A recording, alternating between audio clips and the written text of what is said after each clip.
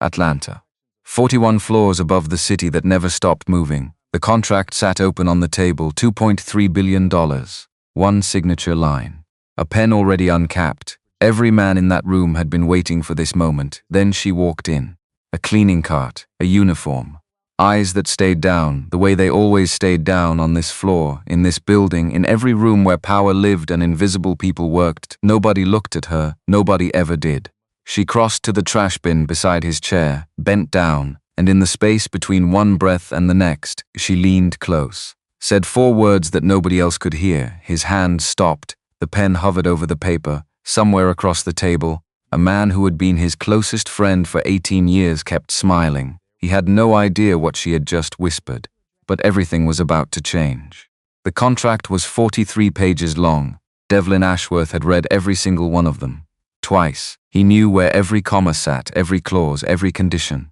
He had built this company from nothing, from a folding table in his mother's garage, from a cell phone with a cracked screen and a list of 12 potential clients, 11 of whom said no, 18 years. That's what was sitting on that table tonight. 18 years of early mornings and missed birthdays and choices that cost him things he could never get back. All of it compressed into 43 pages and one signature line at the bottom of page 43, $2.3 billion. The merger with Crestline Capital would make Apex Ventures untouchable, market leader, the kind of company business schools would write case studies about, the kind of deal that got your face on the cover of Forbes and your name in the mouths of people who used to look through you. Devlin sat at the head of the conference table on the 41st floor and looked out at Atlanta. The city glittered below him, gold and white and alive, like it was celebrating already. Roland Gaines stood near the window, one hand in his pocket, talking quietly with the Crestline representatives. Roland had been there for all of it. The garage, the cracked phone, the 11 rejections. He had driven 3 hours to pick Devlin up when the first investor pulled out. He had stood beside Devlin at his mother's funeral and not said a single word because he knew words wouldn't help. He had just stood there.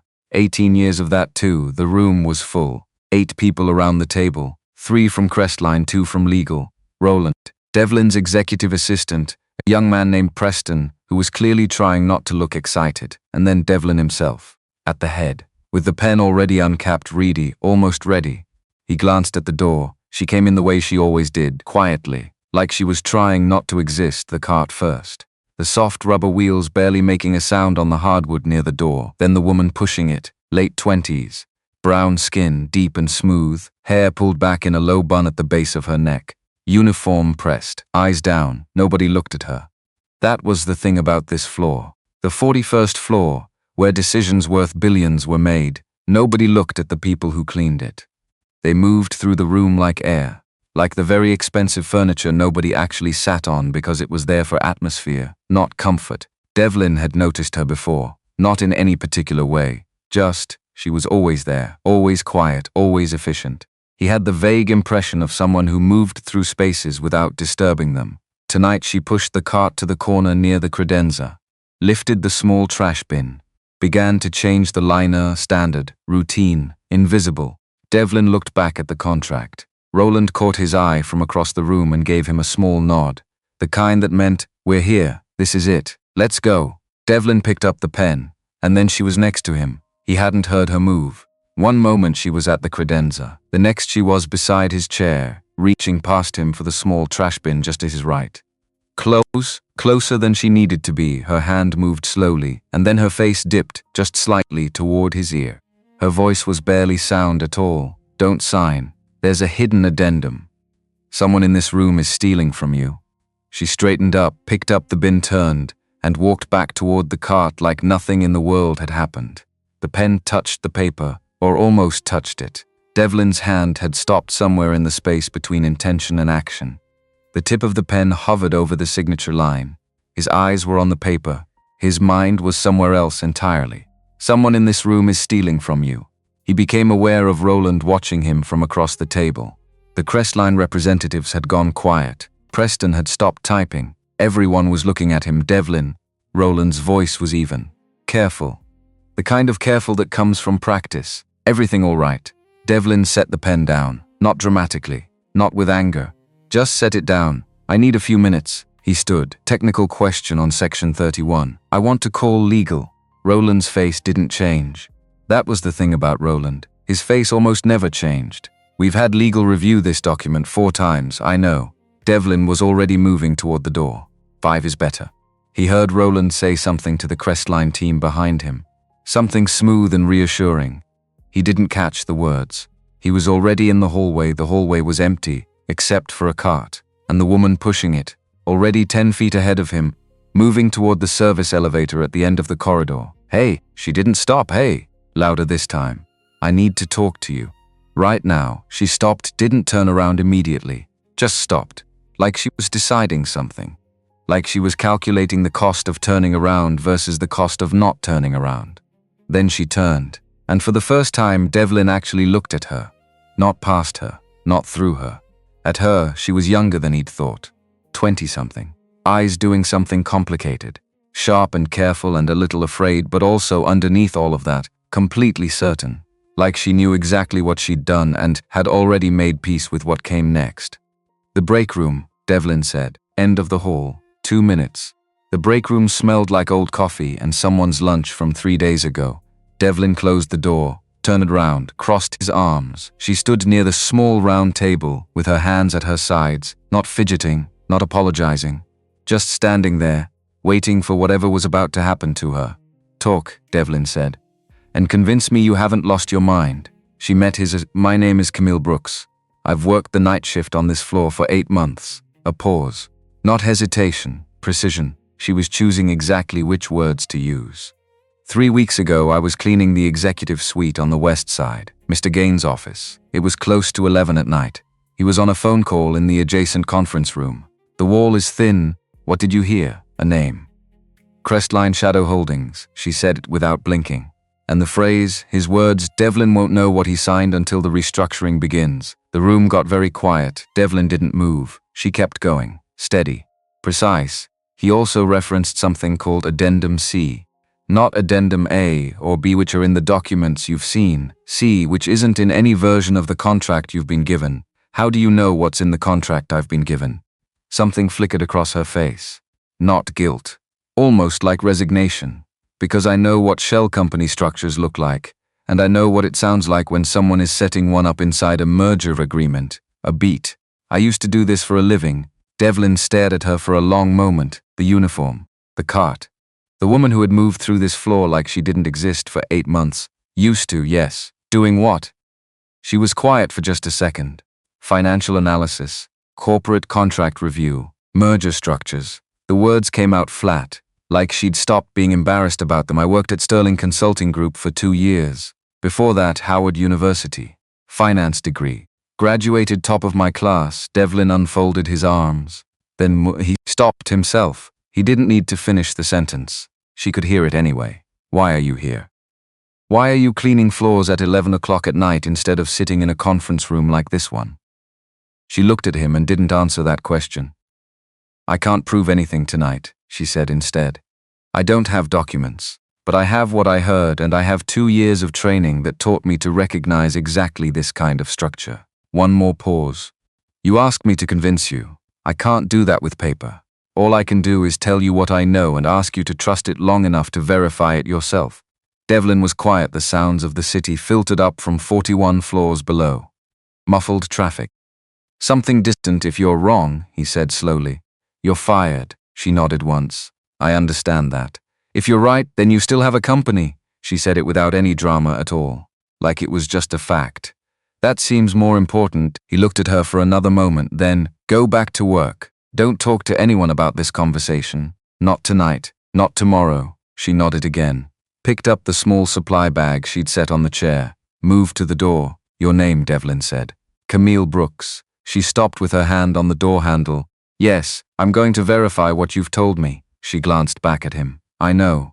And then she was gone. Devlin went back to the conference room. He apologized for the delay. He told the Crestline team that legal had flagged a minor language issue in Section 31 and he needed 1 more day to clear it. He watched Roland's expression while he said it. Roland smiled. Of course. Smooth. Easy. One day, Roland said. Of course. We'll reschedule for tomorrow morning. The Crestline representatives were gracious. These things happened. Legal concerns were understandable. They shook hands all around and filed out. Devlin rode the elevator down with Roland. "You okay?" Roland asked on the 32nd floor. "Fine." Devlin watched the numbers drop. "Just being careful. You've always been careful." Roland said it like a compliment. "Maybe it was. That's why we're here." The elevator opened at the lobby. They shook hands. Roland went to his car. Devlin stood in the lobby for a moment, watching the door swing shut behind him. Teen years. He took the elevator back up, not to 41, to 38, to the floor where Camille Brooks was still working. He found her in the corridor outside the East Conference Room, wiping down the glass on the door. She saw him coming and stopped. He didn't waste time. "The system logs every access request," he said quietly. "If there's an addendum C hidden somewhere in the server architecture, I'll find a trace of who created it and when." He paused. "Is there anything else you heard? Anything specific about the document structure or where it would be stored?" She set down the cloth. He said something about a subfolder. The backup version were the words he used. She thought for a moment, and a name, Nevada. Something about Nevada registration, Nevada. That was specific. That was the kind of specific that didn't come from imagination. "Go home when your shift ends," Devlin said. "Get some rest. And Camille," she looked at him. "Don't mention this conversation to anyone. Not a friend. Not a family member." Something moved behind her eyes. Something that looked like she wanted to ask a question but had decided against it. "All right," she said. He went back upstairs. At 2:47 in the morning, Devlin Ashworth sat alone at his desk on the 41st floor and found addendum C. It took him almost 4 hours. He'd started with the visible server architecture, the folders his IT team had built and documented. Nothing unusual, every file exactly where it was supposed to be. He had started to wonder, around midnight, if Camille had misunderstood something. If a woman who cleaned floors for a living had taken a half-heard phone call and turned it into something that wasn't there. Then he stopped himself, because she hadn't been cleaning floors her whole life. She'd been at Sterling. She'd built her career around documents exactly like this one. He dug deeper, subfolders nested inside subfolders, archive files that hadn't been touched in months, and then in a compressed directory labeled, blandly, innocuously, Compliance Backup Q3, he found it, Addendum Feel A2 Tot Peef. His hands were very still on the keyboard as he opened it. He read it once, then he read it again, then he sat back in his chair and stared at the ceiling for a long time without moving. Crestline Shadow Holdings, registered in Nevada, post-merger asset restructuring mechanism, triggered automatically 90 days after signing. $1.7 billion in Apex Ventures assets, physical infrastructure, intellectual property, long-term contracts, transferred to Crestline Shadow Holdings as part of what the document called strategic realignment of partnership assets. The language was extraordinary. Decades of legal experience had clearly gone into making it sound like absolutely nothing was happening. But something was happening. $1.7 billion worth of something. Devlin opened a separate browser window and searched the Nevada Business Registry. Crestline Shadow Holdings, registered 14 months ago. 2 members, Roland Jerome Gaines and Selena Vivette Voss. He closed the browser. He sat in the silence of his office, the city still glittering below him, still celebrating something that hadn't happened yet. And he thought about Roland Gaines, the garage, the cracked phone, the funeral. 3 hours in a car because words wouldn't help. 18 years. He thought about Selena, 3 years together. She had ended it quietly. No drama, no screaming, no accusations, just, we want different things. He had believed her because she said it calmly, and because he hadn't wanted to look too closely at why. He had mourned it privately and moved forward, and filed it under things that didn't work out. He opened his email. He searched for the date she'd ended things, February 14th, because of course it was February 14th. Even that was probably calculated. He scrolled 2 weeks forward from that date, February 28th. Roland had sent an email proposing the initial outreach to Crestline Capital. A strategic opportunity, he'd called it. Promising relationship. Worth pursuing. Devlin read the email 3 times. He had responded within an hour. Sounds great. Let's explore it. He closed his laptop. Outside, Atlanta was starting to ease into the first gray suggestion of morning. The sky over Buckhead going from black to something softer. Birds somewhere below. He thought about a woman in a cleaning uniform, standing in a break room, looking at him with eyes that were sharp and careful and completely certain. "You asked me to convince you. All I can do is tell you what I know and ask you to trust it." He picked up his phone, set it back down, picked it up again. There were two things he needed to do, and he could only do one of them tonight. He opened a notes app and wrote down everything he'd found. File locations, registration dates, names, the timeline as he now understood it. Then he sat back and thought about what to do next. And somewhere on the 23rd floor of this building, because the crew rotated floors by section, and he'd looked at the schedule, Camille Brooks was still working, still moving through hallways that nobody watched, still existing in that invisible space between the world that was seen and the world that wasn't. She had seen it, all of it, from inside that invisible space, and she had walked over to him and whispered the truth in his ear anyway. He didn't know yet what that cost her. He didn't understand the full shape of it. He would. The morning came faster than Devlin expected. He hadn't slept. He had changed his shirt. There was a spare in his office closet, one of several, because 18 years of building something had taught him that some nights you just didn't go home. And he'd made terrible coffee in the executive kitchen and stood at the window watching Atlanta wake up. By 9, he had a plan, or the beginning of one. He called his personal attorney, a woman named Gloria Watts, who had known him since before Apex existed and had the quality of being impossible to rattle. "I need you to look at something," he said, "today. This morning, if possible." "What kind of something?" "A document that was hidden inside a merger agreement without my knowledge." A pause on her end.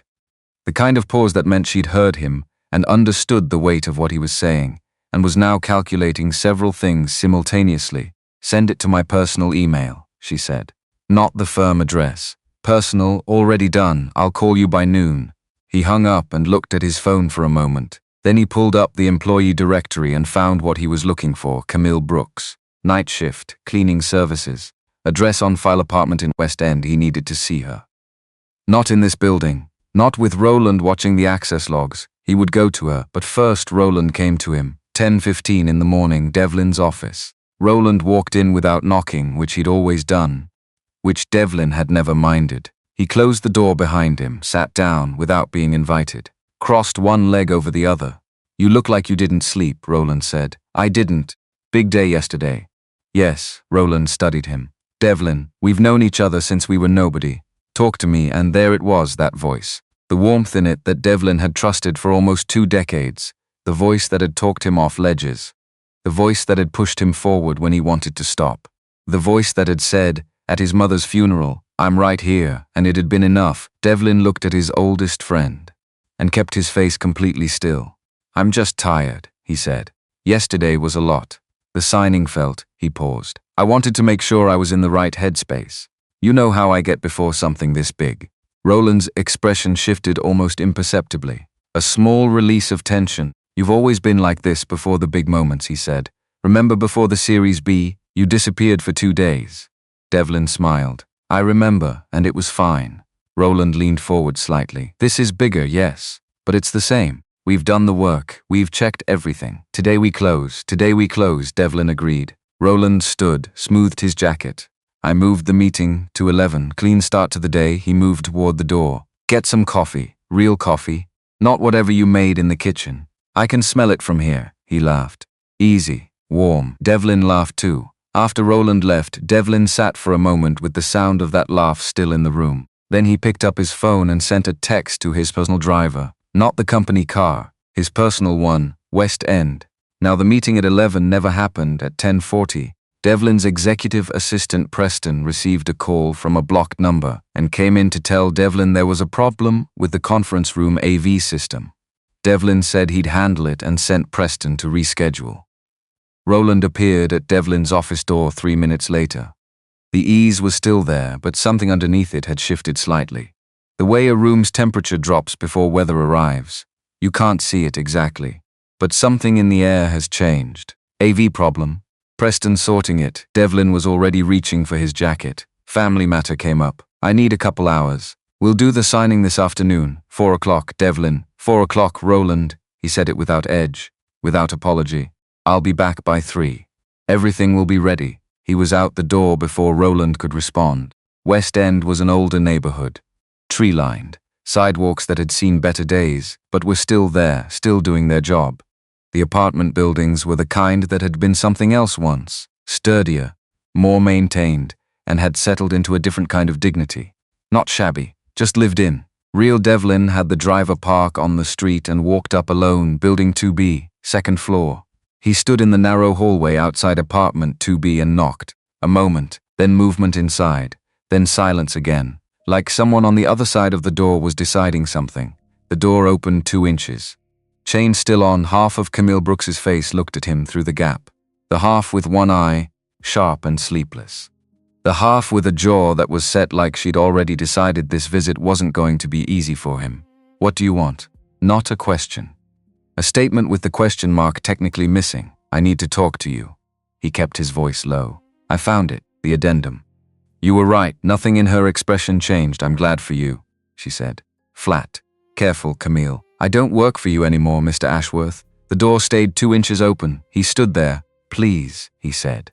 And he meant it. He wasn't sure the last time he'd said that word and meant it the way he meant it right now. The door closed. He heard the chain slide. Then the door opened all the way. The apartment was small. Clean in the way that people keep things clean when clean is the one thing they can control.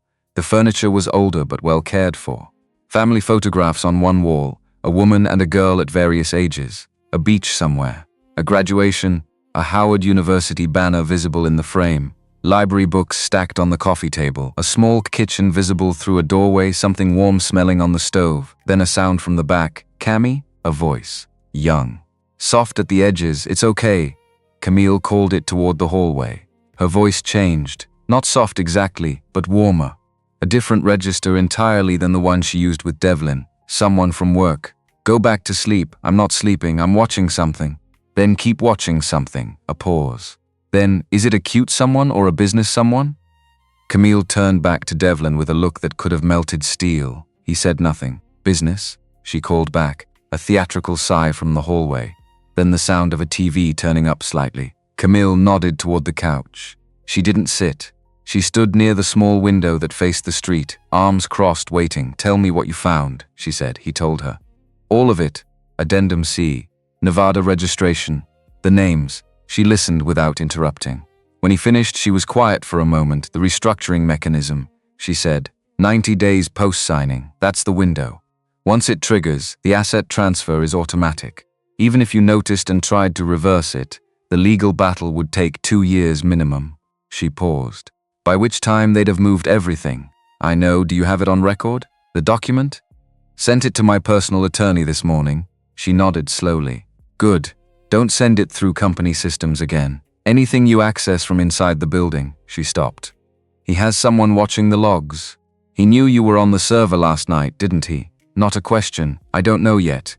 He knew, she said it quietly. Be careful what you do from your office. And then the sound of a door in the hallway, and a young woman appeared at the edge of the living room, wrapped in a blanket, looking at Devlin with unabashed curiosity. 23, maybe. Same brown skin as Camille. Same eyes, but lighter somehow, more open, less guarded, the way eyes look when they haven't learned yet to keep things back. She was thin in a way that looked like effort. The blanket pulled close around her shoulders. I decided it wasn't polite to hide in my room when there's company, she announced. Camille closed her eyes briefly. Jade. What? I'm being sociable. Jade looked at Devlin. I'm Jade Brooks. Camille's much cooler younger sister. Devlin stood instinctively, extended his hand. Devlin Ashworth. Jade shook it. Her grip was lighter than he expected. I know who you are. Camille told me you had kind eyes, Jade. She also said you'd do the wrong thing when it mattered. Jade tilted her head. So which is it? The room was very quiet for a moment. Devlin looked at Camille. She was looking at a fixed point somewhere near the window. I'm still figuring that out, he said. Jade seemed to consider this answer. Then she nodded once, like it was acceptable but provisional, and pulled her blanket tighter. I'm going to make tea. Do you want tea? It seems like a tea conversation. He stayed for 40 minutes. He didn't plan to. But Jade made tea, a strong, sweet rooibos that she placed in front of him, like she'd decided he was going to drink it whether he wanted to or not. And somehow the 41-floor distance between his world and this apartment became something he didn't know how to get back across quickly. Jade asked questions the way people do when they have nothing to lose from honesty. She asked how he'd started Apex. She asked what his mother had thought of it. She asked if he'd ever been scared. Not nervous before a big meeting, scared. Actually scared. He answered all of them. Camille sat at the far end of the couch and said almost nothing. But she listened. He was aware of her listening the way you're aware of a room's temperature. Not directly, just as a constant fact of the space. At one point Jade got up to refill her tea and Devlin said quietly, "How long has she been sick?" Camille looked at him. "Since she was born. The valve has been deteriorating for 2 years. Surgery? $180,000. She said it without inflection. No self-pity, just the number. The company health plan covered 60% when I was employed. I've been saving the rest. Doing weekend work on top of the night shift, a pause.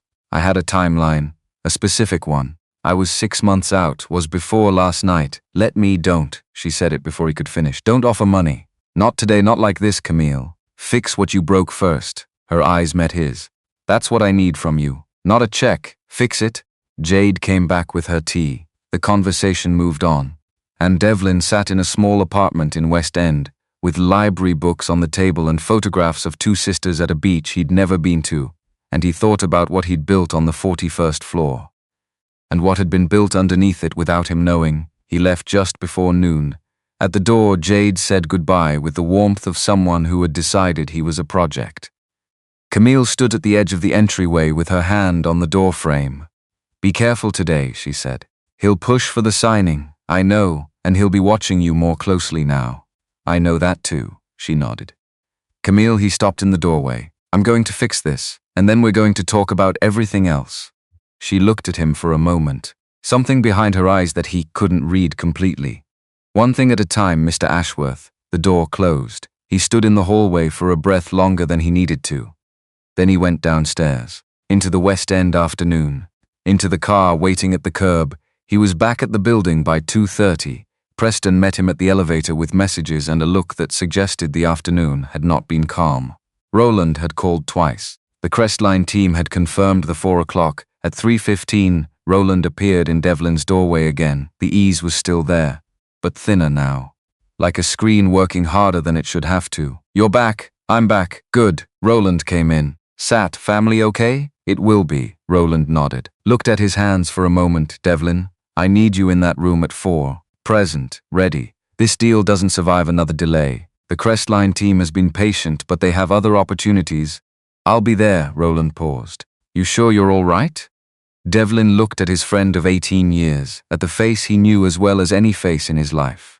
At the steadiness and the concern and the warmth. "Never better," he said. 3:58. The conference room on the 41st floor. Different tonight, the Crestline team was smaller, 3 people, not the celebration atmosphere of yesterday. More quiet, more focused. Roland stood near the window. Selena Voss was there. Devlin had not expected that. She stood near the far wall in a grey suit, looking at him across the room with an expression that had been carefully arranged to register as neutral. "Selena," he said it like it was nothing. "Devlin," she said it the same way. They hadn't spoken in 3 years. She was here because she was one of the principals. He understood that now. This was always where she had been standing, just slightly outside the frame, waiting for the right moment to step into the picture. The contract was laid out on the table. Devlin sat down. Roland sat across from him. The Crestline lawyers opened their copies, and from the hallway, barely audible, the soft squeak of rubber wheels on hard floor. Devlin kept his face still. He did not look toward the door. He looked down at the contract in front of him, 43 pages, 1 signature line. And somewhere in this building, in this company that he had built from a folding table and a cracked phone and 18 years of refusing to stop, something had been growing in the dark. Roland picked up his own copy, opened to the signature page, placed it in front of Devlin. "Ready?" He said it quietly, just between them. The old way. Devlin picked up the pen. He opened the contract to page 43. His eyes moved to the signature line. His hand moved. The door to the conference room opened.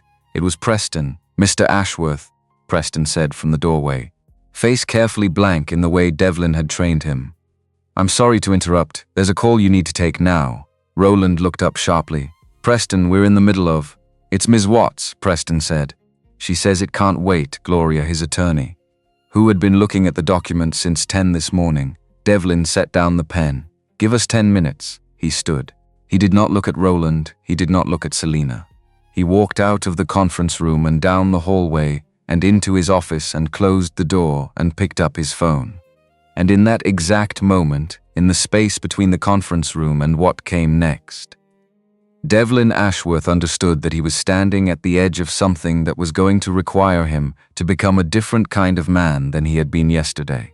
The question was whether he was ready for that. He pressed the call button. "Gloria," he said, "tell me what you found." Outside, through the glass wall of his office, Atlanta went on being Atlanta. The city below, gold and white and alive. Not celebrating yet, but waiting.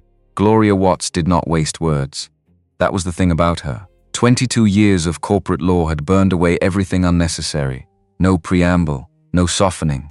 Just the shape of the truth, delivered cleanly and then left for you to deal with. "Devlin," she said, "where are you right now?" "My office." Door closed. "Is Roland in the building?" "Conference room down the hall." A pause. Short, surgical, then listen carefully and don't react visibly. Because if he's watching through the glass, you cannot give him anything. Devlin turned his chair so his back was to the glass wall, faced the window. Atlanta spread below him, indifferent and gleaming. "Talk," he said. "The document is real. Addendum C is a post-merger asset extraction mechanism. It's written to look like standard restructuring language, the kind that gets buried in Schedule C appendices and never actually read. But once triggered, it's legally binding. 1.7 billion in Apex assets moves to Crestline Shadow Holdings within 90 days of your signature." She paused. "There's no reversal clause. No dispute mechanism.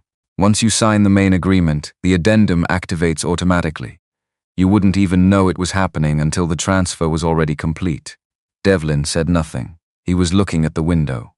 At his own reflection in the glass. A man in a good suit in a good office at the top of something he'd spent 18 years building.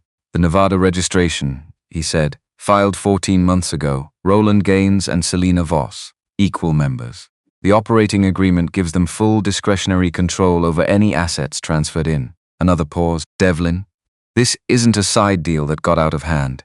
This was planned, carefully. Over a significant period of time. He already knew that.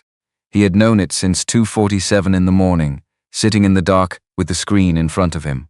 But hearing Gloria say it out loud made it different. Made it real in the way that things only become real when someone else confirms them. "What do I need?" he said. "Time, and documentation, and someone you trust outside of that building." She let that land. "The board needs to know. But not through company channels. Roland has too many relationships there. You need to go around him." A breath. "And Devlin, don't sign anything tonight. Tell them whatever you need to tell them. But do not sign. Understood? One more thing." "What?" "There's a provision buried in Addendum C subsection 7, paragraph 3. If Apex Ventures initiates any kind of fraud investigation internally before the merger closes, the provision gives Crestline Shadow Holdings the right to immediately seize a percentage of pre-existing assets as a breach penalty." She let that sit for a moment. "Which means if Roland finds out you know and he moves first, you could lose a significant portion of the company before a single lawyer gets involved." The silence in the room was complete. "He built a trap inside the trap," Devlin said. "Yes." He let out a slow breath through his nose. "Gloria, I need until tomorrow morning." "You have until tomorrow morning," she said. "After that, I strongly recommend we involve outside counsel and law enforcement simultaneously. Federal, not local. This crosses wire fraud statutes at minimum. I'll call you first thing, Devlin." "I'm sorry," she said. And she meant it. Gloria Watts did not say things she didn't mean. 18 years is a long time to be wrong about someone. He hung up. He sat with his back to the glass for another 30 seconds, just breathing, just letting the shape of it settle. Then he turned around, stood, straightened his jacket, and walked back down the hall to the conference room. "Technical language issue," he said from the doorway. "Gloria's flagging a clause in Schedule B minor, but she wants it resolved before I put pen to paper." Roland looked at him with eyes that had gone very still. "Schedule B has been reviewed 4 times. I know." Devlin kept his voice easy. "Familiar, but I'm not going to sign a $2 billion contract over a lawyer's objection.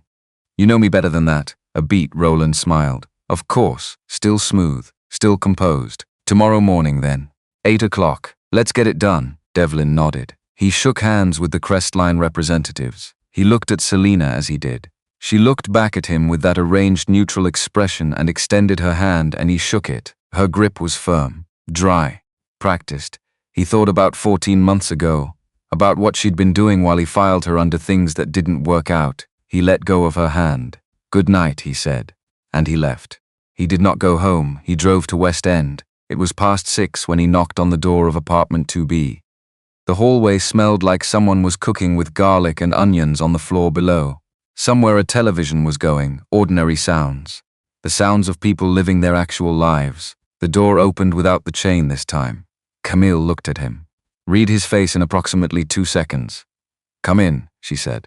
Jade was at the kitchen table with a bowl of soup and a laptop open to what appeared to be a nature documentary about birds.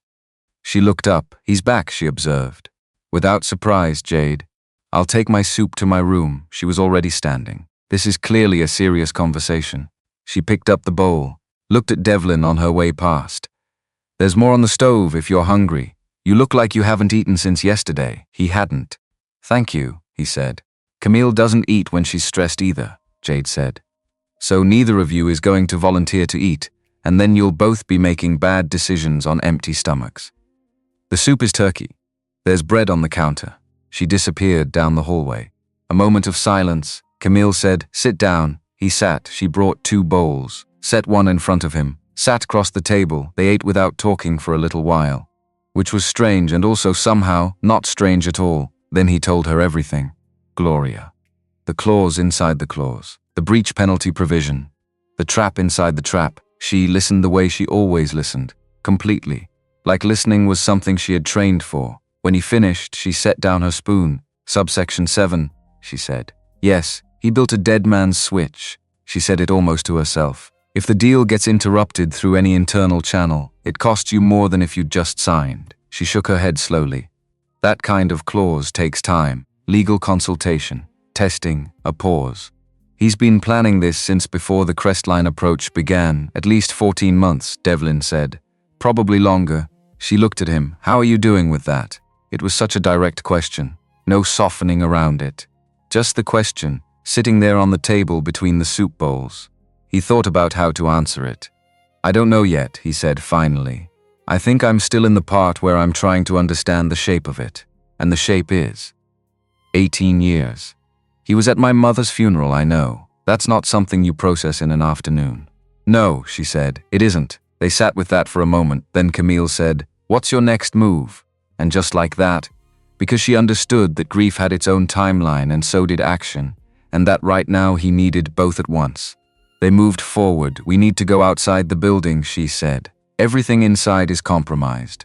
He's watching the access logs, the communication systems, probably some of the board members, she thought for a moment. "Do you have a personal email account that has never been connected to Apex systems?" "Yes, use only that. A personal phone, not the company device." And Devlin, she looked at him carefully. "We need law enforcement, not in a few days now. This crosses federal statutes. The moment you have FBI involvement, the breach penalty clause becomes unenforceable because it would constitute obstruction of a federal investigation." He nodded slowly. "My attorney said federal, not local. She's right." Camille folded her hands on the table. "There's someone else who needs to know what I have. What do you have?" She was quiet for a moment, then she stood. Went to her bedroom. Came back with a small device, a digital audio recorder, the kind that looked ordinary enough that you'd never think twice about it if you saw it in a pocket. She set it on the table between them. "The night I heard Roland's phone call," she said, "I had this in my uniform pocket. I carry it every shift because I work alone at night in buildings full of executives who don't think anyone is listening." A pause. "I have 3 weeks of recordings. Everything I could capture through the walls of that conference room while I was working." Devlin stared at the recorder. "Camille, I know how it looks. It looks like you knew exactly what you were doing." "Yes," she said simply. "Because I did." She met his eyes. "I've been here before. Not this specific situation, but close enough. I know what it feels like to see fraud and say nothing and then have no proof when it matters. I wasn't going to do that again." He looked at the recorder on the table. "How much is on there enough?" She paused. Roland's voice. "Conversations about Addendum C. A specific call from 11 days ago where he discusses the asset transfer timeline with someone I believe is Selena. The audio isn't perfect, but it's clear enough for a federal agent who knows what they're listening for. Devlin sat back. He was looking at her across the table. This woman who had spent 8 months being invisible on his 41st floor, who had carried a recorder in her pocket every single night because she knew, from experience, from being the person who got destroyed for doing the right thing without enough evidence, that you had to be prepared before the moment arrived, not after. Why didn't you go straight to law enforcement? He said. The night you heard it. Why warn me first? She looked at him for a moment. Because it's your company, she said. Your name on it. And because she stopped. Started again. Because you've always been decent to the people who clean your building. You're the only executive on that floor who says good morning, who holds the elevator, who actually looks at people when they speak to him. A pause. That seemed worth something. Worth giving you the chance to be the one to fix it. The kitchen was very quiet. And then I didn't, he said. No. Her voice didn't change. Flat, honest. You didn't, he held that. Didn't argue with it. Didn't explain it. Just let it be what it was. I'm going to fix that, he said. I know. She picked up the recorder. But right now we need to talk about Warren Briggs. Warren Briggs had been Camille's mentor at Sterling Consulting Group for 5 years before he left to work as an independent legal consultant. He was 58 years old, broadly built, with the energy of a man who had spent decades in rooms where people tried to talk fast, and he refused to. He answered to nobody, billed on his own terms, and had the freedom of someone who had already made his money and now just wanted to do useful work. Camille called him at 7:15. He answered on the second ring. She told him the outline. He asked 4 questions. Then he said, I have a contact at FBI Financial Crimes in Atlanta. Terrell Macon. We went to law school together. He's the person you want. Can you get us a meeting? I can get you one tomorrow morning if I call tonight. A pause, Camille. I need to ask you something. Ask, when you left Sterling, the circumstances. You never told me the full story. His voice was careful. Was Roland Gaines involved? Silence on the line. Devlin watched Camille's face. Why are you asking that? She said. Because I've been doing some background since you called me this morning, and there are threads I'm pulling on. I want to know what you know before I tell you what I found. I was asked to resign after I flagged irregularities in a client audit. The client was unhappy. Senior partners chose the client. She was very still. The client's holding company was called Meridian Group South. I never traced who was behind it. Warren's pause this time was longer, Camille, he said. Meridian Group South is a Roland Gaines entity. He's had it for 7 years. It's how he structures domestic investments he doesn't want connected to his apex role. The kitchen, the soup going cold. Jade's documentary faintly audible from the back room. Camille sat with her hand on the table, perfectly still, and said nothing for a moment. He got me fired, she said. Not a question.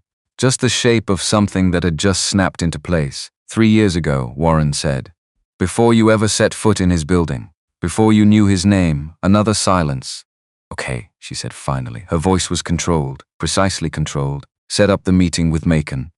As early as possible tomorrow, 7 a.m.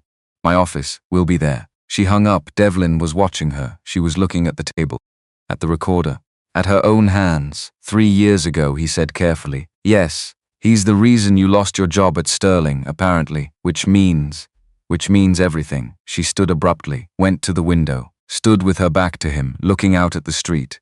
He didn't just target you. He's been arranging things. For a long time. Moving pieces. A breath. I was one of his pieces and I didn't know it. Devlin said nothing, because there was nothing to say yet. Nothing that would help. This was a woman processing the discovery that a timeline she thought she understood had actually started much earlier and much more deliberately than she'd known. That the accident of her life, the career derailed, the night shifts, the recorder in her pocket, had not been an accident at all. He let her stand there. After a minute she turned around. Her face had that quality again, the one he had first seen in the break room. Sharp, certain, settled. This changes the scope, she said. When we sit down with Macon tomorrow, we have more than a merger fraud. We have a pattern, multiple entities, multiple incidents over multiple years. She came back to the table, sat down. That's a much stronger federal case. Yes, he said. Roland is going to push tomorrow, hard. He'll have noticed that you didn't sign again tonight and he's going to come at you differently. She looked at him directly. You need to give him something, not the signing, but something that makes him think he still has control. What kind of something? Tell him 4 o'clock tomorrow. Firm. No more delays. Make him believe it. She paused. We meet with Macon at 7. If what we have is what I think it is. Warrants could be filed by early afternoon. Which means by 4 o'clock. By 4 o'clock it's over, Devlin said. She nodded. He looked at her across the table. You planned this, he said slowly. Not all of it, but the shape of it. You knew when you walked into that conference room and warned me that if I didn't act on my own, you had a fallback. She held his gaze. I hoped I wouldn't need the fallback, she said, a pause. I'm glad you had it anyway, he said. Something shifted almost imperceptibly in her expression. Not a smile, something quieter than that. Go home, she said. Use your personal phone only. Don't access party systems tonight. Get some sleep if you can. She picked up the recorder. I'll have everything ready for 7, he stood. Picked up his jacket from the back of the chair. Camille. She looked up. I'm sorry, he said it directly. The way she had listened to him, without decoration, without softening, for what happened in that auditorium. I know sorry doesn't fix it, but I need you to know I understand what I did, not just that it was wrong, what it actually cost you. She was quiet for a moment. I know, she said finally. Is that enough? Not yet, she said it honestly. But it's a start. He left, walked down the stairs, out the front door, into the West End night. He stood on the sidewalk for a moment, looked up at the second-floor window. The light was still on. He got in the car and drove. Roland called at 9:45. Devlin was home. Personal phone on the kitchen counter. Company device sitting face down beside it, untouched. He picked up. I need to ask you something, Roland said. No preamble. Ask, are we good? A pause that Devlin let stretch exactly 2 seconds, Roland. We've been good for 18 years. He let warmth into his voice. The practiced warmth. The kind Roland had been performing for months. Devlin could do it too. As it turned out, I just need this one last thing cleared with legal. You know how I am. I know how you are. Roland said, 4 o'clock tomorrow, that's my word. A silence on the other end.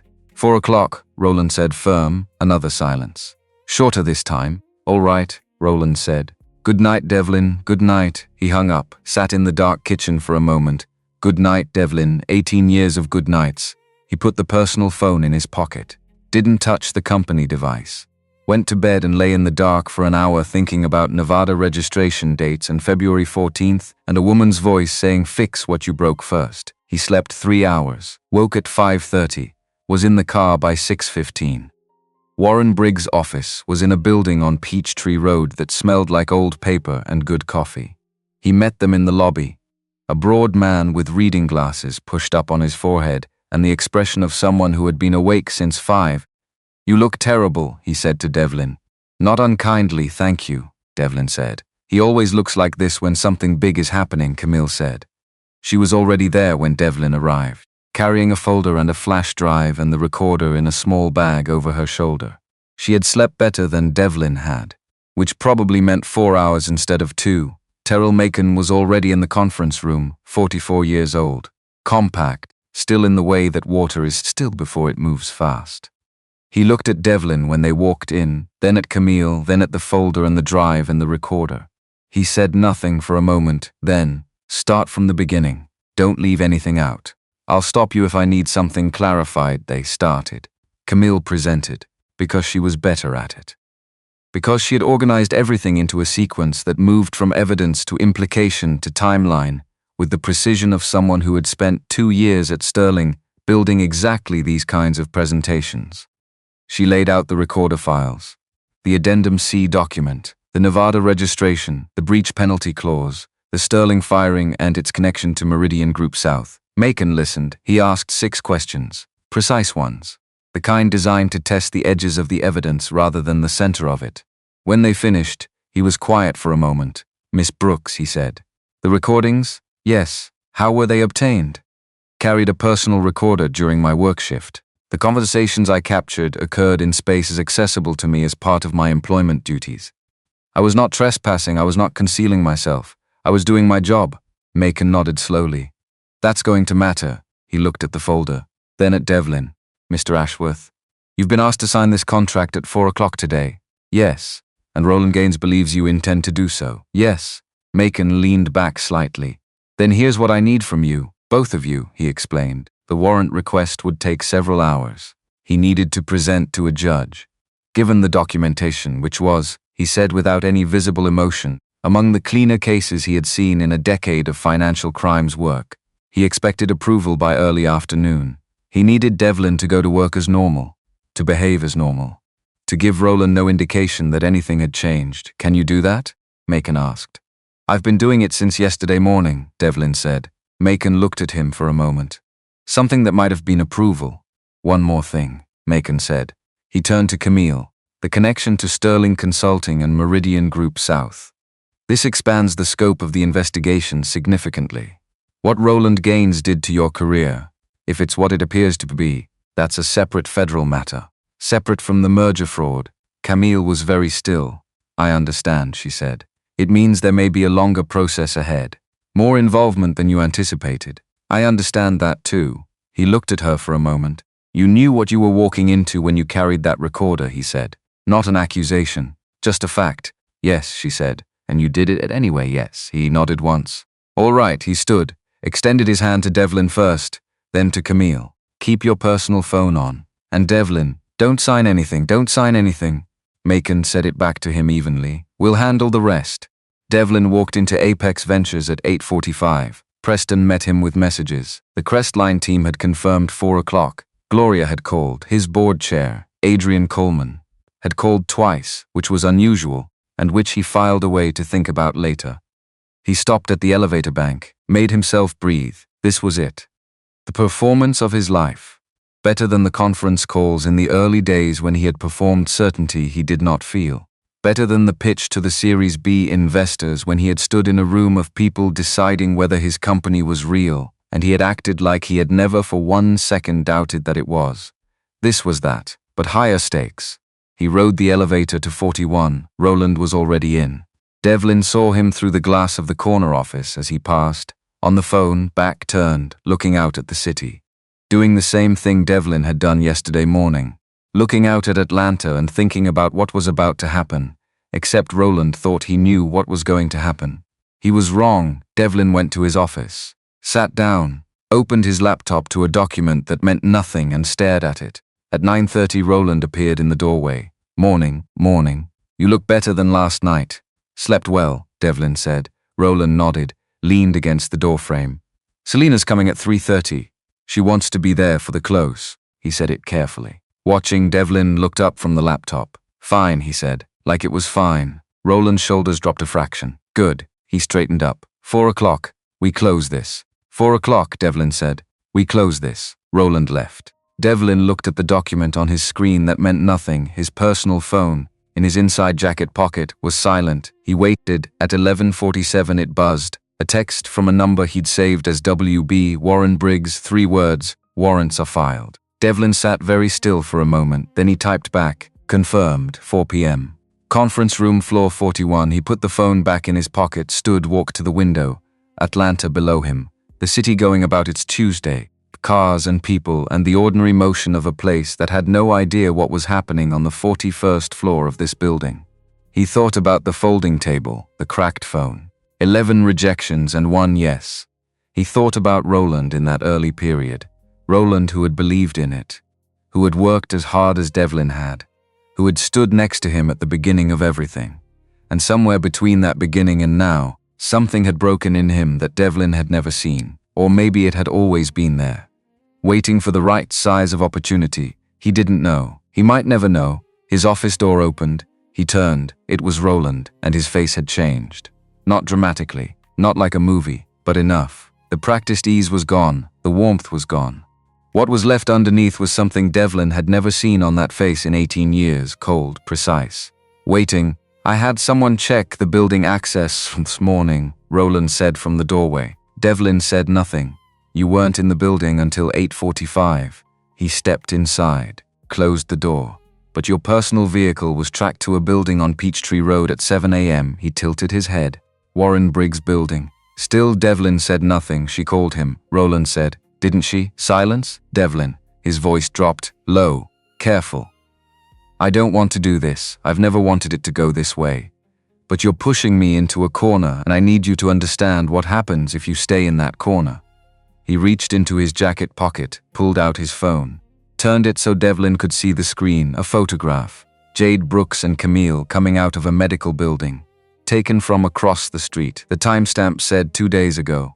I know about the sister, Roland said. I know about the surgery she needs.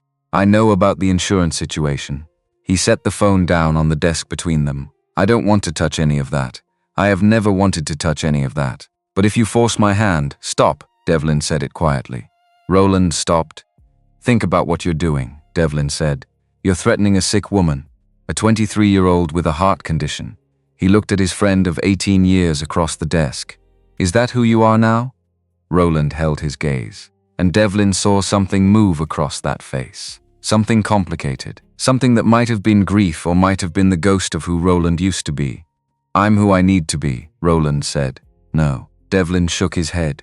You're who you chose to be. Those aren't the same thing. Silence. 4 o'clock, Roland said finally. His voice was flat now. Whatever had moved across his face was gone. You sign, or I start making calls that will complicate both their lives considerably.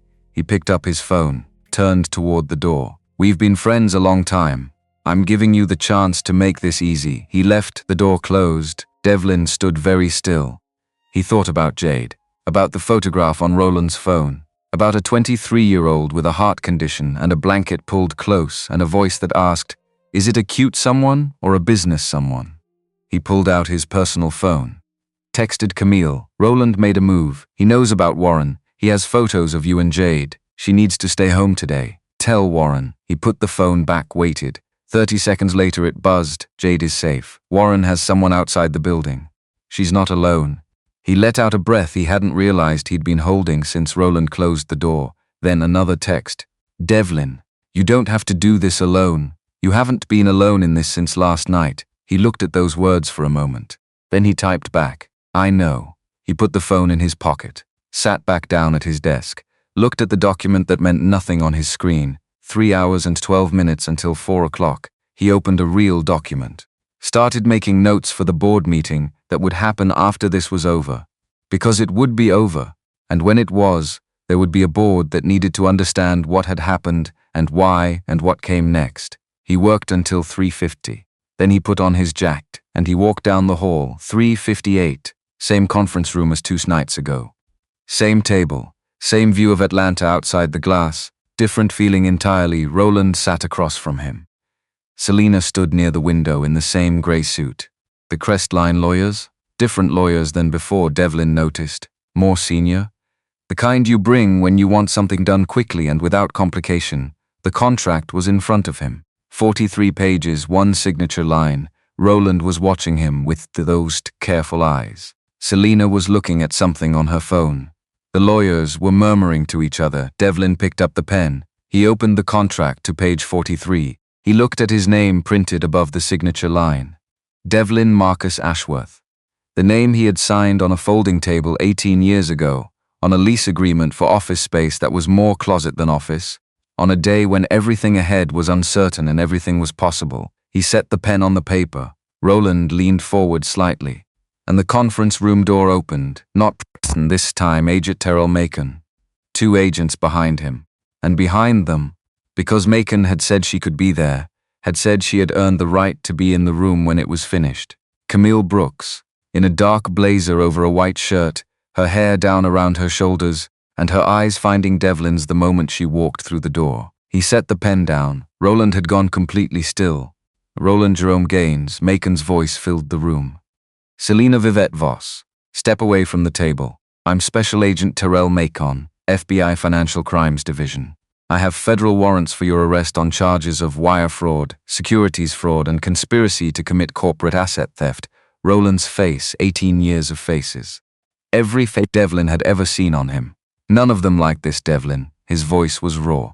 You set this up. Devlin looked at his friend of 18 years. You taught me, he said quietly, to always read the fine print. Roland opened his mouth, closed it. One of the agents moved toward him. Selena turned toward the door, made it 1 step. The second agent was faster. It was not dramatic. No shouting, no struggling. Just the quiet, mechanical reality of handcuffs and rights being read, and the particular sound of a door closing on something that had been a long time coming. Devlin stood at the end of the conference table. He looked at Camille, who was standing near the door, watching him with an expression he was only beginning to learn how to read. She nodded once, just once, like, yes, this is it. This is what was supposed to happen. He nodded back, and for the first time in 48 hours, something in his chest that had been very tight went slightly, incrementally, mercifully loose.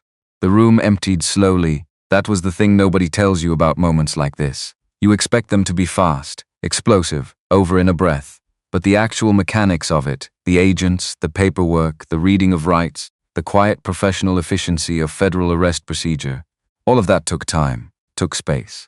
Took the particular silence that settles into a room when something enormous has just been decided, and everyone left standing is still processing the fact that it's real. Roland left without looking back. That was the part Devlin hadn't prepared for. He had imagined in the hours leading up to this that Roland would say something. Something final. Something that would either explain everything or make it worse. Some last word that would give Devlin something to hold on to or push against. But Roland just walked out, hands behind his back, head slightly forward. Like a man who had already decided that the version of himself who might have shown remorse was someone he no longer had access to. Selina went quieter.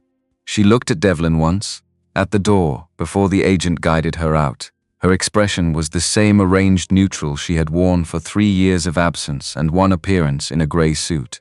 Except at the very last second, right before the door closed behind her, something else moved through it. Something human. Something that might have been regret, or might have been anger. He couldn't tell. He probably never would. And then they were gone. And the conference room was just a conference room again. A table, chairs, a contract that would never be signed. Atlanta outside the glass, going on exactly as it always had. Macon paused at the door. "I'll need formal statements from both of you tomorrow morning," he said. "My office, 8 o'clock, he looked at Devlin.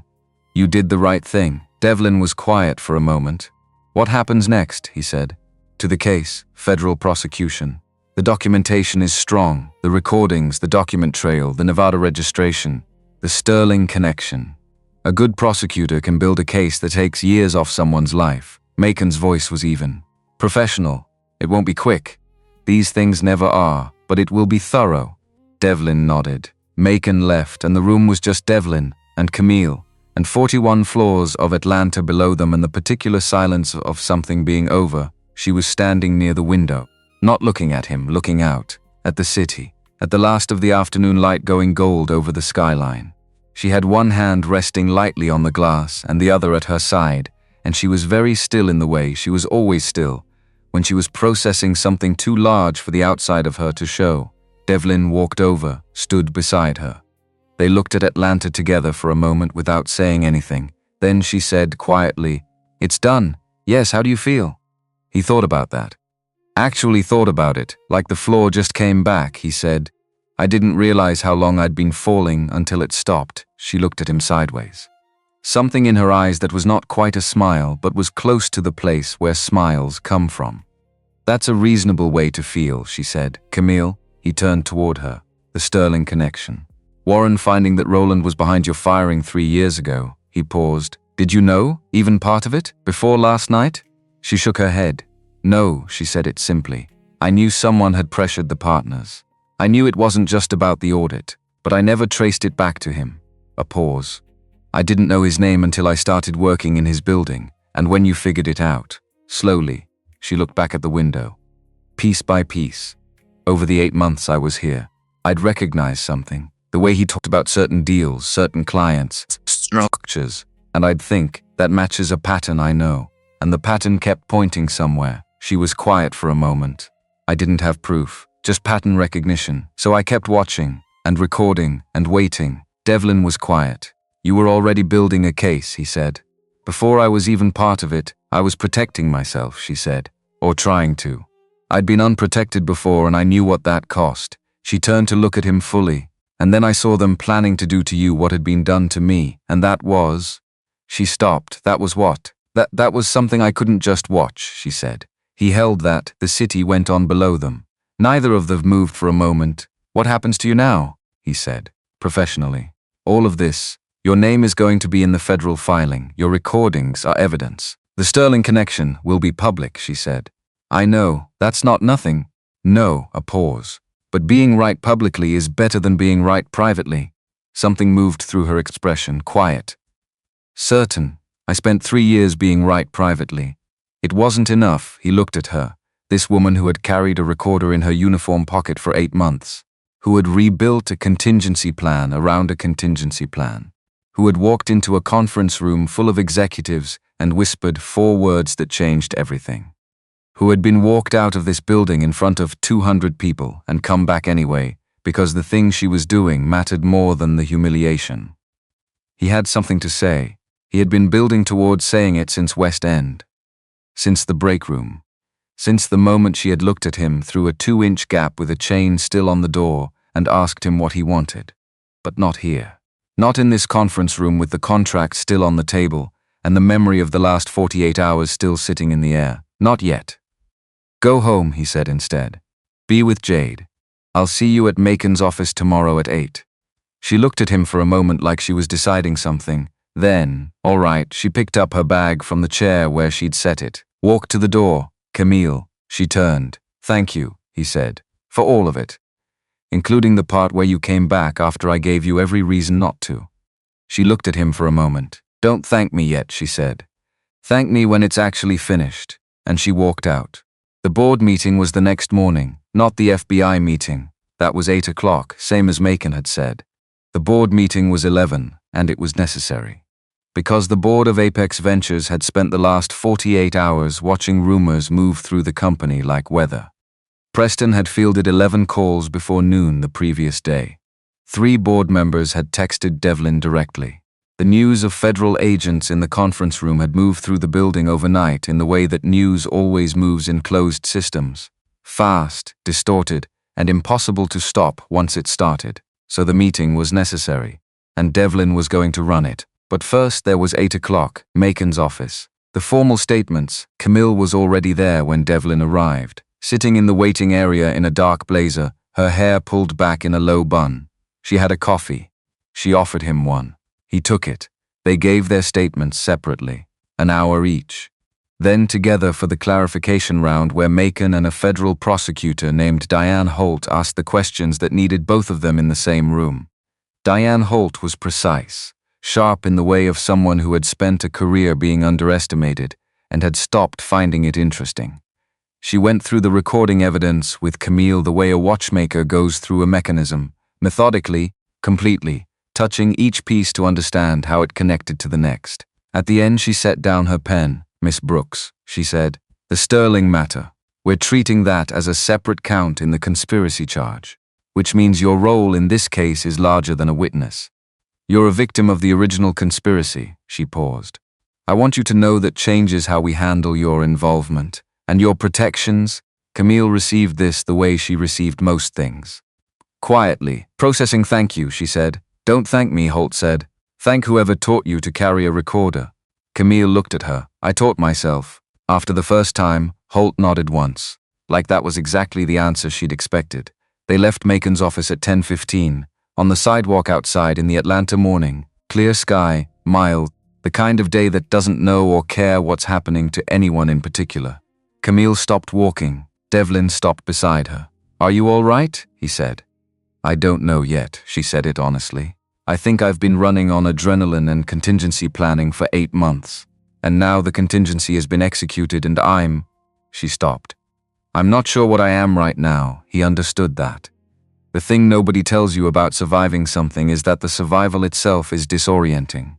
Your whole system has been calibrated to manage danger, and then the danger is gone and the calibration just sits there, humming, looking for something to do. Come to the board meeting, he said. She turned to look at him. That's not, I want you there, he said it directly. Not as a witness, as someone who belongs in that room, which you do, which you've always done. He paused. Will you come? She looked at him for a moment. Yes, she said, the Apex Ventures boardroom, to 12 members. Adrian Coleman at the far end. Board chair 62? With the energy of a woman who had spent 40 years being the smartest person in rooms that didn't always know it. She had called Devlin 3 times in the last 24 hours. She had not panicked. She had asked one question each time. First call, is the company intact? Second call, is there a federal case? Third call, do you need the board today? He'd said yes to all three. They were all there. 12 people around the table with various levels of shock, concern, and carefully managed composure on their faces. They had seen the news. They had heard from legal. They had been briefed this morning by Gloria Watts, who had agreed to cover the board briefing while Devlin was at Macon's office. They knew the broad strokes. Now they needed to hear it from him. Devlin stood at the head of the table. He had stood in front of difficult audiences before. Investors who thought his company was too small. Partners who thought his terms were wrong. Clients who needed to believe in something they hadn't decided to believe in yet. He knew how to move a room in the direction he needed it to go. But he had never done it quite like this. He did not start with the fraud. He started with the apology. "Before I tell you where we are," he said, "I need to tell you where I was.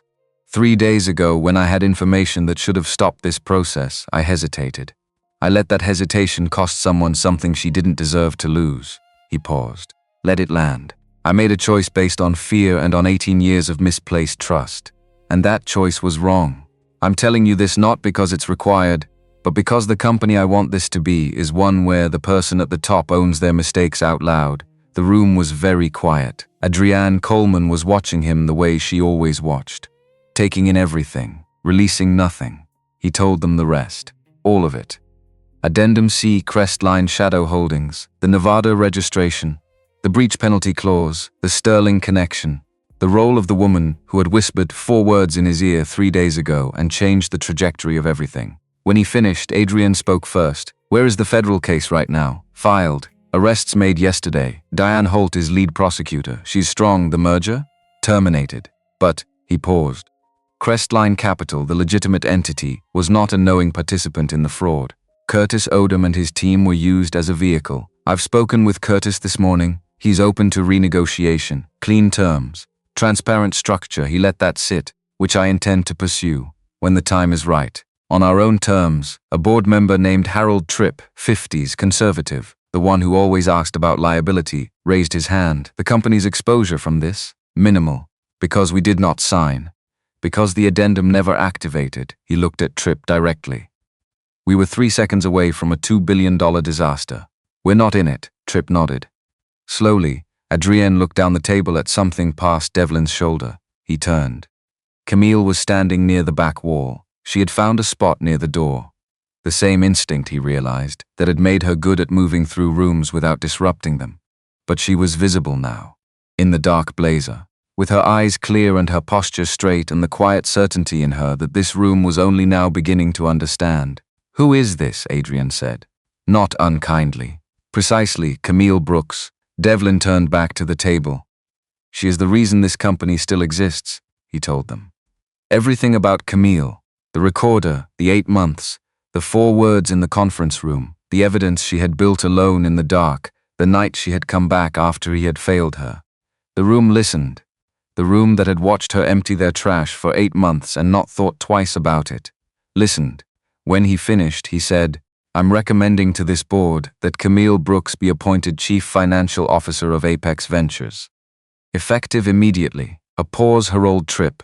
"She's currently a member of the cleaning staff. She's a Howard University finance graduate with 2 years at one of the top consulting firms in this city," Devlin said, "who also happens to have spent 8 months cleaning our floors because the system that should have protected her didn't, and who used that time to save this company from a $2 billion fraud." He looked at Tripp directly. "The question of what title she should have held before yesterday is one this board should sit with."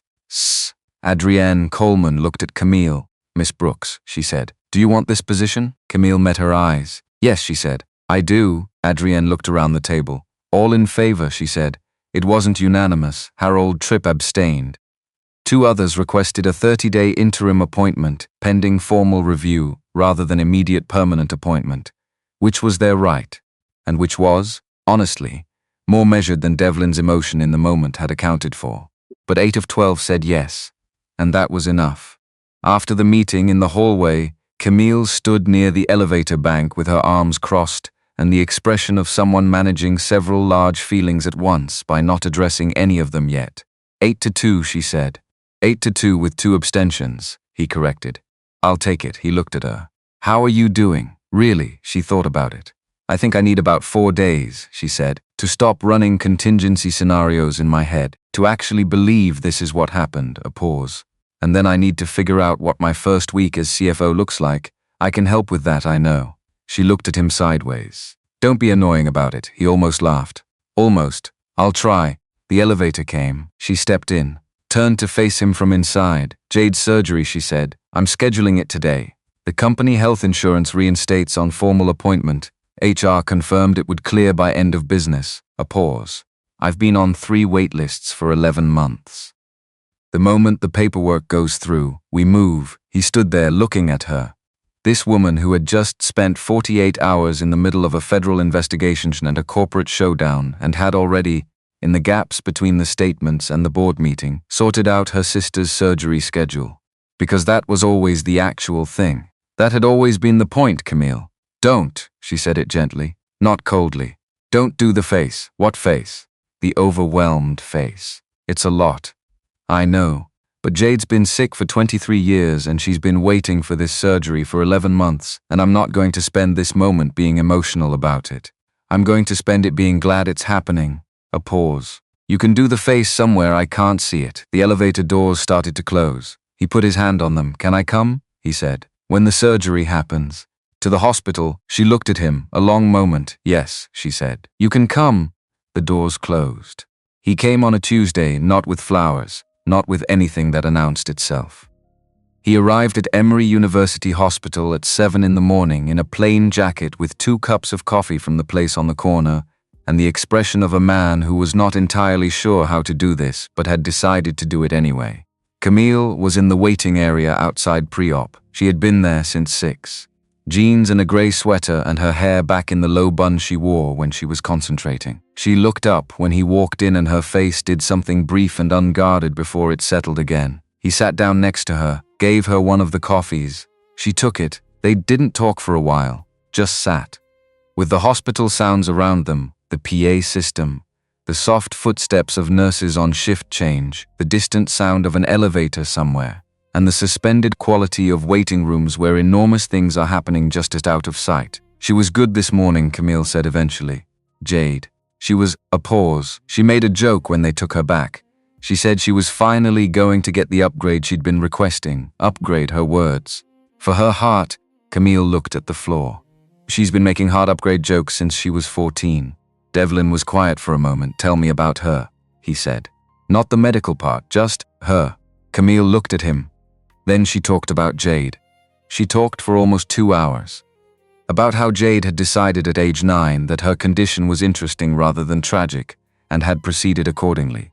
About the bird documentary obsession that had started during a long hospital stay at 12 and never stopped. About the tea she made for strangers. About the way she asked questions nobody else would ask because she had decided somewhere along the way that she didn't have time for the roundabout version of anything. She talked about the beach photograph on the wall of the apartment. Tybee Island. 7 years ago, Jade had insisted they go even though she'd had a difficult month medically. She had insisted she was going to swim, and she had done it. Come out of the water laughing. And Camille had been simultaneously furious and crying, and Jade had looked at her and said, Camille, we're at the beach. Stop crying. She sounds like someone worth knowing, Devlin said. She's the best person I know. Camille said it without qualification. Just the fact of it. She has always been the best person I know. He watched her say it and thought about all the versions of this woman he had learned in the last week. The version that whispered in conference rooms. The version that stood in break rooms and held eye contact without flinching. The version that sat across a kitchen table and told him the truth about what he had done. The version that built a case alone, in the dark, over months, because she had decided to protect herself before the moment came. And this version.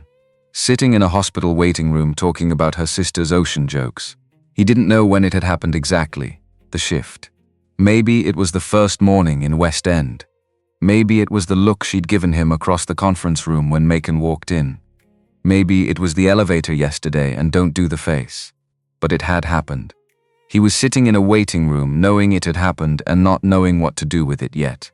Because the timing was genuinely complicated. Because she was his CFO as of yesterday.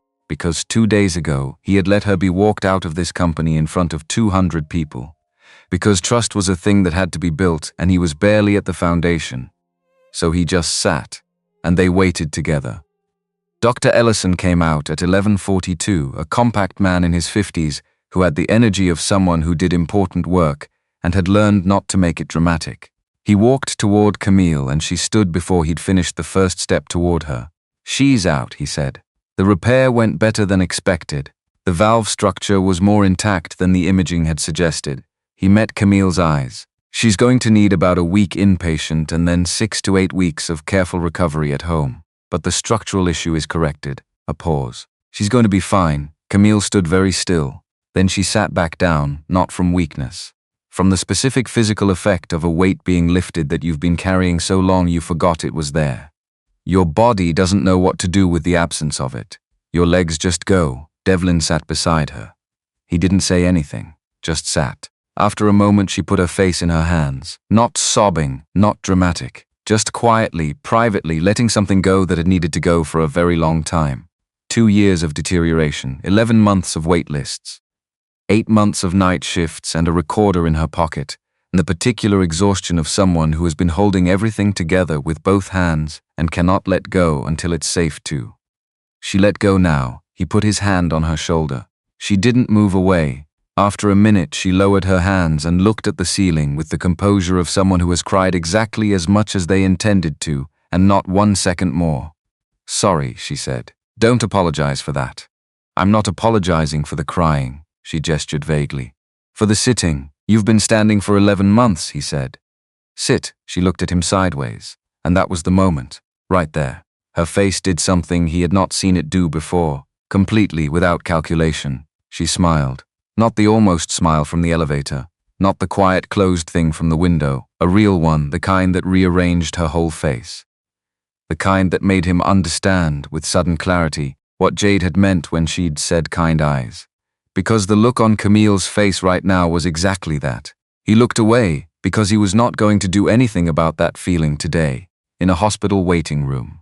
One day after appointing her to a C-suite position, that was not today, but someday they got to see Jade at 2 o'clock. She was drowsy, coming in and out. The equipment around her was quiet and steady. Her color was already better. Camille sat by the bed and held her hand, and Jade half opened her eyes and said something that sounded like, "Did it work?" And Camille said yes. And Jade made a sound that might have been upgrade and then went back under. Devlin stood near the door. Jade's eyes opened slightly again. "Found him, still mostly anesthesia." Words arriving soft and slow. "I came," he said, a pause. "Good." She closed her ozed eyes again. "You're not as bad as I thought." A breath. Mostly. Camille didn't look at him, but her shoulders moved, once, briefly. He understood that was a laugh. 4 months is a long time and also no time at all, depending entirely on what's in it. What was in these 4 months? Jade's recovery, which went better than predicted, and involved an escalating series of complaints about the dietary restrictions and enthusiastic updates about the birds she could now see from her window at the new apartment. Because there was a new apartment, bigger, ground floor, garden level, so Jade could be outside easily during recovery. Camille had found it 3 weeks after the hospital. She had not asked Devlin for help finding it, which was its own kind of communication that he understood and respected. What else was in these 4 months? Camille's first 90 days as CFO, which were remarkable, was an insufficient word. She moved through the financial architecture of Apex the way she had moved through its hallways, systematically, without announcing herself, finding the things that had been ignored or obscured or simply unnoticed because the person looking hadn't known what they were looking for. She found 3 other areas of financial irregularity that had nothing to do with Roland: accumulated inefficiency, structural decisions that had stopped making sense 2 years ago, and nobody had questioned because Roland had been the one questioning would have required going through. She rebuilt them, quietly, with memos that were models of clarity and presentations that contained no slide without a purpose. The board stopped abstaining. Even Harold Tripp, what else? The federal case. Proceeding slowly, as these things always do, but Diane Holt had sent a 1-line update at the 2-month mark. Substantial plea offers rejected, both defendants proceeding to trial, which meant the case was strong enough that the government wasn't offering anything worth taking. Roland's attorney had called Devlin's attorney once to ask if Devlin would be willing to consider providing a character reference. Given their history, given 18 years, if the situation warranted it at sentencing. Devlin had been quiet for a long time after that call. Then he had said, and that was that. What else was in these 4 months? The renegotiation with Crestline Capital. Curtis Odom, CEO, 52, a man who had built his own company from nothing and had absolutely no knowledge of what Roland had done using his company's name, had been, in Devlin's experience, one of the most straightforward people he had ever sat across a table from. The renegotiation began at 6 weeks and concluded at 12. Clean terms, transparent structure. Devlin and Camille had sat across from Curtis and his team and built something that actually made sense. The merger that should have happened. The one Roland had hollowed out from the inside before it ever had a chance to be real. What else was in these 4 months? Tuesday evenings, that had started by accident. The second week after the hospital, Devlin had stopped by the new apartment with something Jade had mentioned wanting, a specific bird field guide she'd seen online, claimed was impossible to find, had mentioned once in passing and then apparently forgotten she'd mentioned. He had not forgotten. Jade had been asleep when he arrived. Camille had opened the door and looked at the book and said, "Do you want to come in?" And he had said yes, and they had sat at the kitchen table for 2 hours, talking about things that had nothing to do with Apex Ventures. He came back the next Tuesday.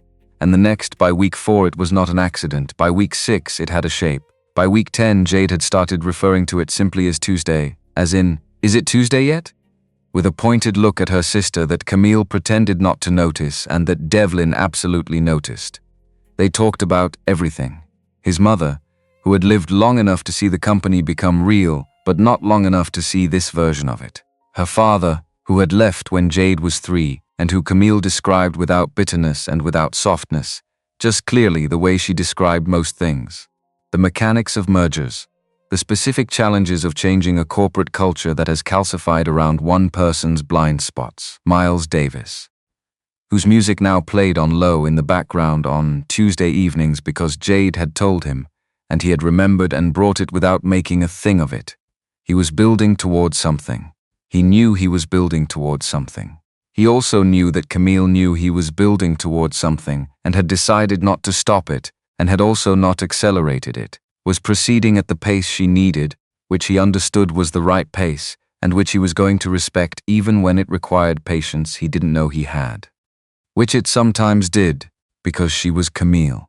She was the woman who had carried a recorder in her pocket and come back after he'd failed her and sat in a hospital waiting room and smiled at him in a way that changed everything, and said things like, "Don't do the face," without any softening at all. She was sharp and principled, and occasionally quietly maddening in her self-sufficiency, and he had discovered, across 10 Tuesday evenings, that she laughed at things he wouldn't have predicted, had strong opinions about architecture, had read more history than most people he'd met in boardrooms, and had never once in his presence said something she didn't mean.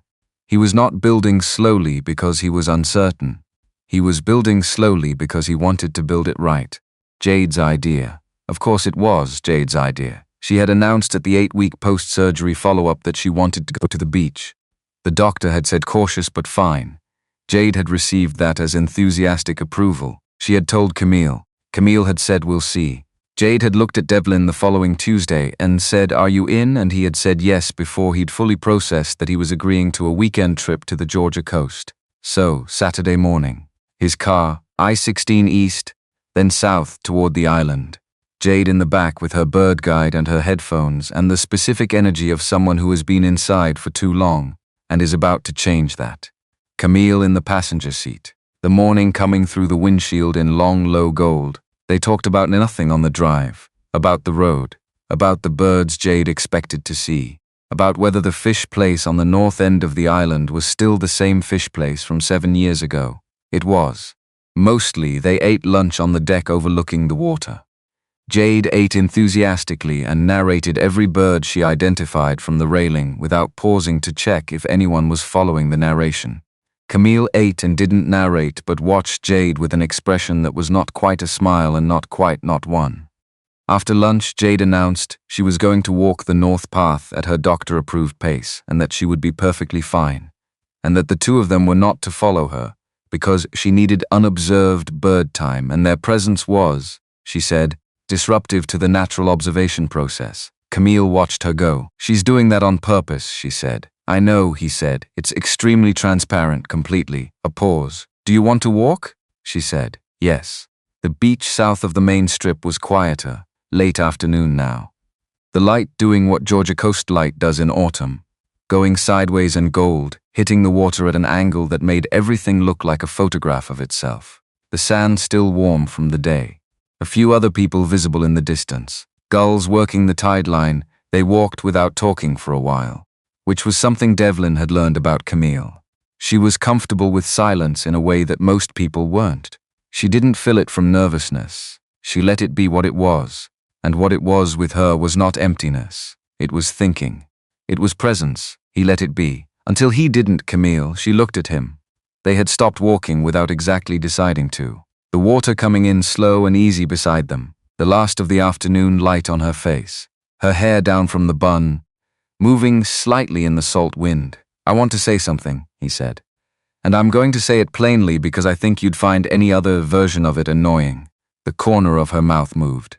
That specific thing that was not quite a smile but lived next door to one. "Go ahead," she said. "I know the last 4 months have been professional as much as anything else, CFO and CEO. And I know I don't have the right to ask for more than what's already here." He stopped, started again. "But I'm going to anyway, because I'd rather say it plainly and be wrong than not say it and wonder." He held her gaze. "I'm not asking you to forget what I did. I know what it cost you and I can't undo it. But I'm asking, if you're willing, to let me show you who I'm choosing to be. Every day going forward, whatever pace makes sense to you. Whatever that looks like, a breath. I'm asking for the chance." She looked at him for a long moment. The light was going. The gold becoming something softer. The first pale suggestion of evening appearing at the edge of the sky. "You know what Jade said to me," she said slowly, "before the surgery. When I told her about the board meeting, about the CFO appointment, about all of it, what did she say? She said the question isn't whether he's worth it." A pause. "The question is whether he knows that you are. And whether he's willing to spend a long time proving it." He held that. "What did you tell her?" he said. Camille looked out at the water for a moment. Then she looked back at him, and she smiled. The real one. The hospital waiting room one. The one that rearranged her face and made him understand all over again that this was the version of her that existed underneath all the competence and the contingency planning and the recorder in the pocket. Just a woman who had been carrying too much for too long and had finally, in pieces, over the last 4 months, begun to put some of it down. "I told her," she said, "that you already started." He took one step. She didn't step back. "The night you didn't look away," she said quietly, almost to herself. "That was the night I decided to be the person I should have been in that auditorium," he said. "I've been trying to get there since." "I know," she said. "I've been watching." He put his hand against her face. Just that. Just his hand against her cheek, the way you touch something you've been careful about for a long time and are finally, carefully, allowed to stop being careful about. She let him, and then she put her hand over his, and they stood on the beach at Tybee Island in the last of the Saturday light and said nothing. Because there was nothing left that needed saying. Everything that needed to be said had been said in a conference room, in a break room at 11 o'clock at night, in a kitchen over turkey soup, in a hospital waiting room in 10 Tuesdays evenings, in the small accumulation of chosen moments that strung together make up something that is finally recognizably real. The Crestline merger closed 6 weeks later. Devlin had wanted to move it sooner. Camille had said wait until the dust fully settles, and she was right. She was almost always right about timing, and so they waited. The signing happened in the same conference room on the 41st floor. Same table, same view of Atlanta. But the room felt different now in a way that was hard to name and didn't need to be. Devlin sat at the head of the table. Camille sat beside him, not behind him, not at the far end, beside him. With her own copy of the contract and her own pen and her name on the document as Chief Financial Officer of Apex Ventures. Curtis Odom sat across from them with his team. He had, over the 12 weeks of negotiation, turned out to be the kind of man who said what he meant and meant what he said, and had strong opinions about coffee and stronger opinions about corporate transparency, which had made the negotiation both efficient and, occasionally, entertaining. Every page was signed. Every hand was shaken. When the Crestline team filed out with the energy of people who had finally gotten the deal they'd actually wanted, Devlin and Camille sat alone in the conference room for a moment. Just the two of them. And Atlanta outside the glass going on, exactly as it always had. "How does it feel?" she said. He thought about it. "Like a floor that's actually going to hold," he said. She looked at the contract in front of her, at her name on it, at the title beneath it. "My first week at Sterling," she said quietly. "Warren told me something. He said, the right place will be the one where what you can do and who you are turn out to be the same thing." He looked at her. "Is this it?" he said. She looked up from the contract. At him, at the room, at Atlanta through the glass, gold and white and alive and going on. "Yes," she said simply. Clearly, without qualification, the way she said everything. Behind them, faintly from somewhere outside, a sound. Jade's voice. From the lobby where she'd insisted on coming to wait. Carrying up through the building the way sound sometimes does in tall glass buildings when everything else is quiet. Painted bunting. "There's one on the planter outside." Camille closed her eyes. "She cannot have seen a painted bunting in downtown Atlanta," she said. "Are you certain about that?" "Reasonably." A pause. "About 70%. That's 30% of a painted bunting." She opened her eyes, looked at him, and laughed, full and open and surprised out of her, the way real laughter arrives when something is genuinely funny and you are genuinely, unexpectedly, thoroughly happy. He laughed too. They sat in the conference room on the 41st floor, laughing about a bird they hadn't seen, in a building that almost wasn't theirs anymore, on a day that had turned out better than either of them had let themselves believe it would. Devlin Ashworth had built something from nothing, had almost lost it to the people he trusted most, had learned what it meant to fail someone and what it meant to come back from that failure one honest choice at a time. He was still learning, but he was standing next to the right person, and he had almost not been, and he was going to spend a long time being grateful that he was.